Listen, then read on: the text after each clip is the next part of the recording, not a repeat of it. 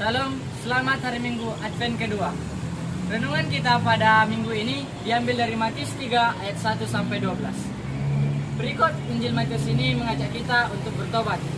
Hal ini ditegaskan terutama oleh Yohanes Pembaptis di padang gurun. Kepada siapa suratnya ini juga sangat jelas.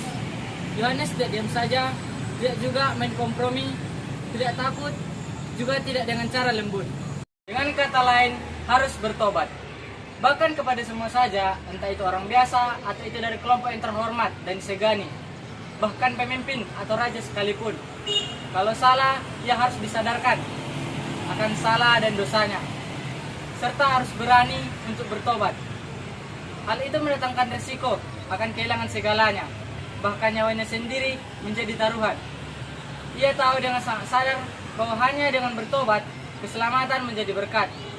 Hanya dengan demikian, keselamatan itu bisa diterima dan dialami. Keselamatan itu adalah pribadi Yesus yang datang sebagai pemenuhan janji keselamatan Allah. Apa yang dibuat oleh Yohanes ini rasanya mungkin kurang pas, kurang menarik dengan situasi kita zaman ini. Orang sering bersembunyi di balik kata-kata manis, penuh kompromi, tidak malu-malu, bahkan tidak malu hidup dalam dosa.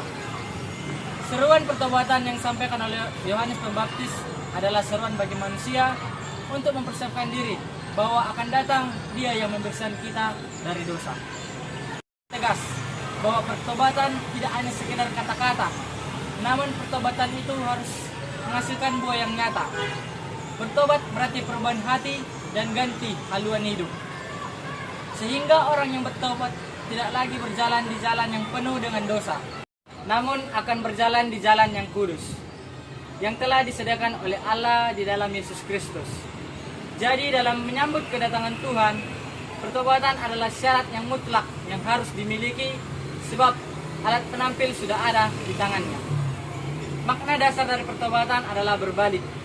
Berbalik yang dimaksud adalah meninggalkan kehidupan yang lama, yaitu kejatuhan dari dosa, dan berjalan menuju ke arah yang berlawanan, yaitu yang terang di dalam Tuhan. Keputusan untuk berbalik dari dosa menuju keselamatan di dalam Kristus artinya menerima Dia sebagai Tuhan atas kehidupan kita. Jadi, pertobatan meliputi pergantian penguasa, yaitu dari penguasaan iblis kepada penguasaan Kristus dan firman-Nya. Pertobatan merupakan cara mempersiapkan diri yang paling baik bagi kedatangan Tuhan. Pertobatan adalah buah dari iman kita kepada Tuhan. Buah dari pertobatan itu pastilah sukacita yang kekal yang bersumber dari Tuhan kita Yesus Kristus. Semangat rendah hati sebagaimana ditunjukkan oleh Yohanes Pembaptis juga merupakan buah dari pertobatan. Kita terus berbenah diri untuk bertobat, bertumbuh, dan berbuah dalam iman. Hasilkanlah buah yang sesuai dengan pertobatan, sebab bertobat adalah jalan terang menuju Tuhan. Pujilah Tuhan kini dan sepanjang segala masa.